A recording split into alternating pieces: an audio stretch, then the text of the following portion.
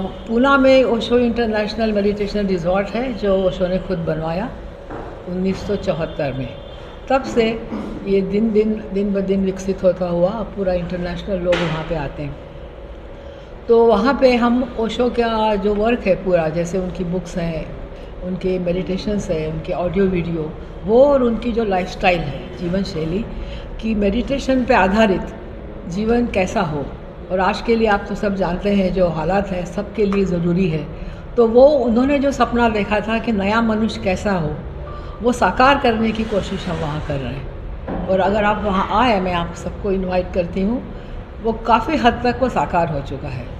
तो वहाँ से हम लोग फिर समय समय पर और सिटीज़ में और कंट्रीज़ में हर जगह जाते हैं ओशो का विजन, उनकी देशना को फैलाने के लिए। अब जैसे बठिंडा में जो सेंटर है, कई शहरों में इंडिया के ओशो ध्यान केंद्र बने हुए हैं। ये भी ओशो का ही आइडिया था कि जो लोग सीधे पूना नहीं आ सकते तो अपने एरिया में, जैसे पंजाब के लोग हैं, वो उनको अपने एरिया में बहुत सहजता से ध्यान उपलब्ध हो, ओशो की किताबें, उनका सारा लिटरेचर उपलब्ध हो। इसलिए हमारी टीम है जो कि ट्रेन टीम है, तो समय पर हम यहाँ पे जाते रहते हैं। और कभी ये भी पूना आते हैं, तो ऐसे इनका हमारा लेन देन चलता रहता। तो उसी सिलसिले में अर्जुन जी हैं और हाँ, तो इन लोगों ने फिर मुझे आमंत्रित किया कि आप यहाँ पे करें। अब ये जो विषय है कि तंत्रा आप जानते हैं कि बहुत ज़्यादा कंट्रोवर्शियल ना, बहुत विवादास्पद ये विषय है। जितना आकर्षक है उतना गलत समझा गया है, जबकि तंत्रा एक विज्ञान है। तो एक किताब मैं आपको दिखाना चाहती हूँ ओशो की, ये जो है ना बुक ऑफ सीक्रेट्स। तो तंत्रा का एक बहुत अच्छा ग्रंथ है, विज्ञान भैरव तंत्रा। उस पर ओशो के ये 112 विधियों के लेक्चर्स हैं और सारी दुनिया में ये बेस्ट सेलर हैं। ओशो ने तंत्रा को उसके अभिशाप से मुक्त कराया है, मैं कहूँगी, क्योंकि वो गलत लोगों के हाथ में पड़ गया था। जैसे तंत्रा सोचते ही लोग क्या सोचते हैं, सेक्स, ब्लैक मैजिक ना, वैसे भयावने खौफनाक चेहरे तांत्रिक लोगों के, फिर अघोर पंथ, अघोर विद्या। तो तंत्रा ये सब कुछ भी नहीं है।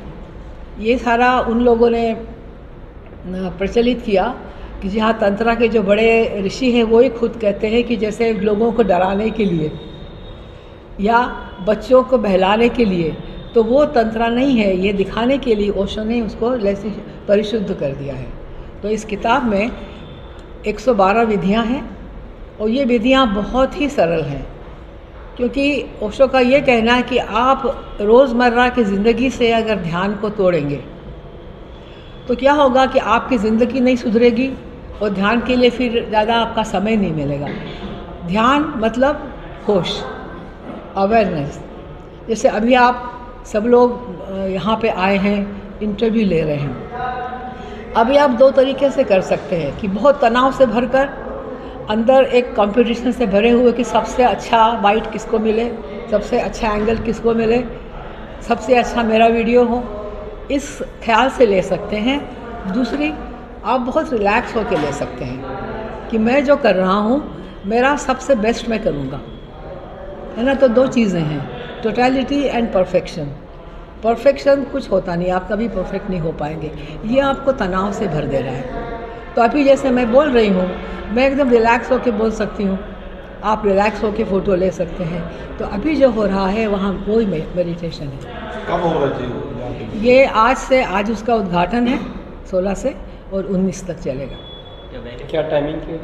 टाइमिंग सुबह आज इवनिंग तो 6:30 बजे से, लेकिन जो सारा कैंप है ना सुबह 6 से और रात 9 बजे तक चलता है।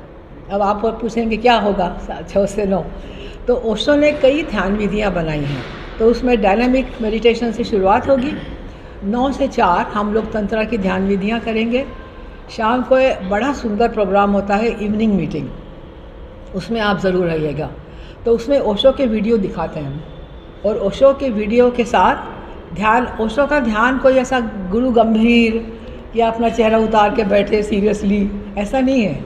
हसीबा खेलीबा धरीबा ध्यान, तो हंसते खेलते एंजॉय करते हुए मस्ती में हम लोग ध्यान करते हैं। और शाम के समय कुछ छोटा सा वैरायटी शो वगैरह इस तरह का प्रोग्राम करते हैं, सब जो आए हैं उनके साथ। तो पूरा दिन, पूरे 3 दिन में हम बहुत हंसी खुशी और बड़े रिलैक्स होकर हम मनाएंगे। और उसी के साथ हम तंत्रा का ध्यान करेंगे। इसमें सेक्स का या ब्लैक मैजिक का कोई सवाल नहीं है। तो आप भी आइए, और हर आदमी, हर औरत आज की तारीख पे इस ध्यान को आप अपनी दिनचर्या में शामिल कर सकते हैं। तंत्रा की एक और विशेषता ये है कि इसमें स्त्री का बहुत सम्मान है। ये तो ध्यान, योगा है ना, संन्यास, ये सब मर्दों के विषय थी। घर छोड़ के जाना है तो उनका अधिकार है, कोई औरत घर छोड़ के नहीं जा सकती। तंत्रा पहला और शायद आखिरी ये शास्त्र ऐसा है कि शिव और शक्ति दोनों का यह संवाद है, और प्रेम के गहरे क्षणों में ये इसका जन्म हुआ है। हमेशा मास्टर डिसाइपल, गुरु शिष्य के बीच संवाद होता है। ये जब प्रेम के गहरे वो लोग खो जाते हैं तो वो शिव जो पार्वती है वो पूछती है कि जैसे जो प्रेमी है उसकी आकृति खो जाती है, तो वो घबरा के पूछती है कि आप कहाँ हैं, आप तो विलीन हो गए, मैं आपको कैसे पाऊँ। तो फिर एक माहौल तैयार गया है। फिर शिव कहते हैं कि शिव यानी कोई व्यक्ति नहीं है, शिव कोई कहीं मूर्ति नहीं है जो हम बनाया ना हम लोगों ने, वो शिव नहीं है। शिव मतलब शून्य, शिव का अर्थ है एम्प्टीनेस। तो एम्प्टीनेस को आप कैसे पाओगे? 2 विचारों के बीच जो जगह है वो शिव है, 2 अनुभवों के बीच जो जगह है वो शिव है। 2 भाव आते हैं, एक आया दूसरा गया, एक सांस आई दूसरी सांस गई, 2 सांसों के बीच जगह है वो शिव है। तो बहुत ही एक अद्भुत तरीका है। और हर क्षण जब शिव बात कर रहे हैं, एक एक उनका जो वाक्य है वो ध्यान की विधि है। और इतने प्यार से, इतना सम्मान से उसको ऐसे ऐसे एडजेक्टिव्स दे रहे हैं, चारुगात्री, सुनयनी, हे सुंदरी। हाँ, इस तरह कौन कहता है अपने पत्नी को ऐसा? याद करिए आपने कब कहा है आखिरी बार? तो इतने प्यार से और इतने सम्मान से अगर आपको सिखाया, ये भी तंत्रा का मैसेज है कि किसी को सिखाना है तो माहौल बनाइए, उसका हृदय खोलिए, वो आपके ऊपर भरोसा करे, ट्रस्ट करे कि हाँ तू कोई छोटी नहीं है। ऐसा नहीं कहा कि तू औरत जात, तू क्या समझे तंत्रा, ऐसा नहीं कहा। उसको उन्होंने ऊपर उठाया, और इतनी सुंदर विधियाँ हैं, वो विधियाँ हम करने वाले थे। इससे ये एक भी शिक्षा मिलती है कि कैसे स्त्री के साथ बिहेव करना है। और मैं तो मानती हूँ कि ये जो सिखाने का ढंग है, दूसरे को सम्मान देकर, यही अगर हमारे स्कूल में, हमारे कॉलेजेस में अपनाया जाए तो देखिए आपके छात्रों की गुणवत्ता बढ़ जाएगी। किसी की निंदा करके, किसी को छोटा बता के आप नहीं सिखा सकते, तो वो आदमी बंद हो जाता है। अगर उसको कहा करे नहीं तू बड़ा बुद्धिमान है, तू तो बड़ा सुंदर है, कितना अच्छा है, मेरे को जल्दी आ जाएगा, तो वो ओपन होता है फिर। तो ये मेरे ख्याल से तंत्रा की बहुत बड़ी सीख है। तो ये सब लेके, और ओशो ने स्त्रियों के लिए, अब वो उनका क्या है दुर्भाग्य से वही सेक्स गुरु के पीछे छिप गया। स्त्री के गुणों को, स्त्रीत्व को, मनुष्य के, पुरुष के भीतर भी जो स्त्री का अंग है उसको उन्हें बहुत ज़्यादा अहमियत दी है। क्योंकि वो कहते हैं कि पुरुषों ने जो दुनिया बनाई वो हमें कहाँ ले आई, हम सब देख रहे हैं। युद्ध, आतंकवाद, पर्यावरण का ह्रास और ड्रग्स और सब जो दुर्घटनाएं घट रही हैं वो पुरुष ने बनाई हुई दुनिया है। अब समय आ गया कि अब स्त्रियां और स्त्रीलिंग गुणों के साथ अब नया जगत बनाया जाए। ये उनका विजन था। उसको वो कहते हैं नया मनुष्य और नई स्त्री। तो वो उसके लिए तंत्रा जो है उसकी नींव बनाएगा। जी जी जी ਇਹਦੇ ਵਿੱਚ ਤੁਸੀਂ ਵਿਆਖਿਆ ਕਾਫੀ ਲੰਬੀ ਲੱਗੀ ਹੋ।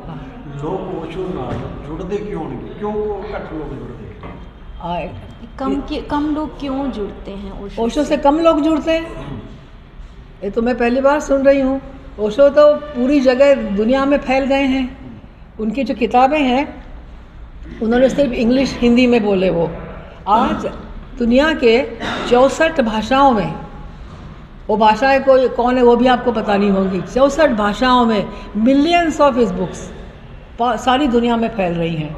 और जो इंटरनेट पे जो डिजिटल काम हो रहा है वो अलग होता। क्या है, ओशो की जो इमेज है ना, इस कारण लोग उनका नाम सीधा लेते नहीं। देखिए बात यह है, आप भी जानते हैं, सारे जो आज बड़े बड़े गुरु जो फेमस हुए हैं, ओशो को पढ़ कर वो फेमस हुए हैं और नाम ओशो का नहीं लेते। लेकिन ओशो को पढ़ने वाले, अरे ये तो ओशो की लाइन है, मुल्ला नसरुद्दीन, अरे ये तो ओशो का है, चुटकुले ये तो ओशो के हैं, ये हो रहा है।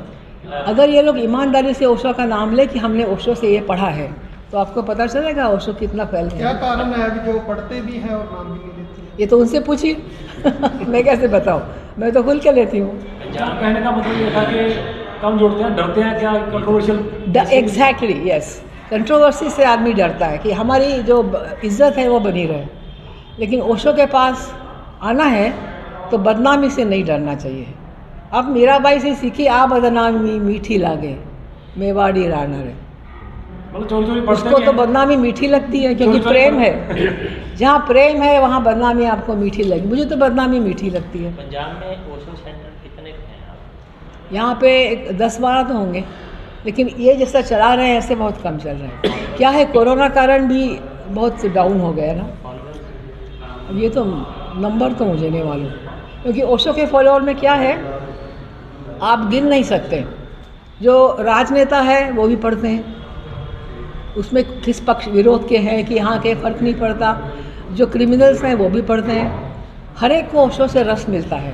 तो इनको अगर आप फॉलो, ओशो कहते हैं कि जैसे ले फॉलोअर्स लाखों में। आपका कहने का मतलब ये है कि ओशो से हर कोई जुड़ना चाहता है, पर वो महफूज रहना चाहता है। एग्जैक्टली, महफूज मतलब एक्चुअली महफूज कैसे, क्यों रहना है? क्या आपको डर क्या है ओशो से जुड़ने में, बताइए। मान लो लोगों ने कहा कि अरे ओशो को मानता है, तो क्या हो गया? एक छोटा सवाल हो रहा है, सेक्स की चीज़ है, ओशो सेक्स नाम से जिला जाना जाता है, हाँ। लोग काफ़ी इस तो डरते हैं, क्यों? तो आप बताइए। हम लोग तो नहीं डर रहे हैं, क्योंकि सेक्स को बेकार ही बदनाम किया हुआ है, ये नैतिकता के कारण। पहले नहीं था। देखिए खजुराहो, कोणार्क, कामसूत्रा, सारे इंडिया की, इवन तंत्रा, ये इंडिया का प्रोडक्ट है। सेक्स बदनाम कब हुआ? जब नैतिकता बहुत ज़्यादा हावी हो गई। और सेक्स ना नैतिक है ना अनैतिक है, वो नैसर्गिक है। लेकिन जो प्राकृतिक है उससे हम डरते हैं, क्योंकि प्रकृति आपके ऊपर आपको दबोच लेती है। आप प्रकृति को कंट्रोल नहीं कर सकते, वो आपको कंट्रोल करती है। जैसे क्रोध आ गया भरी सभा में, आपको ऐसे क्रोध से, क्या उस समय आप क्रोध को कंट्रोल कर सकते हैं? नहीं। और क्रोध के क्षण में जब वो हावी हो जाए, आपको न जाने क्या क्या गुनाह कर बैठते हैं, बाद में पछताएंगे। तो ये प्रकृति है। प्रकृति जो है वाइल्ड है, वो तो आप पे हावी हो जाते हैं, इसलिए लोग डरते हैं। सेक्स का भी वैसा ही है, आदमी को छोड़कर सेक्स से कोई नहीं डरता।